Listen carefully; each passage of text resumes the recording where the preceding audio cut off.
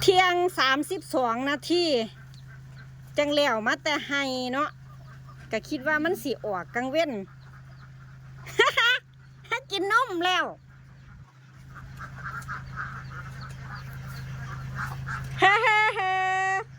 ได้พอพันคุณน่ะบ่ได้มีไผทำคลอด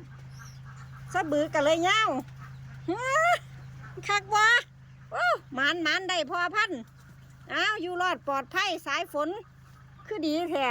จักออกตะเฮงแปนมิลลินก้นแปนมิลลินแปนไปเบิดสู่อันสู่ยางบ่เหลือตัวเบิงส่งนี่แม่มันกับก้นแปนวะนี่เรียบร้อยเอากินจะลูกกินนมเองได้โอ้ยกะเงิดหลายบานขาดคะเนเดาผิดสายฝนหัวลอยออกลูกนั่นเอ้ยเก่งคัก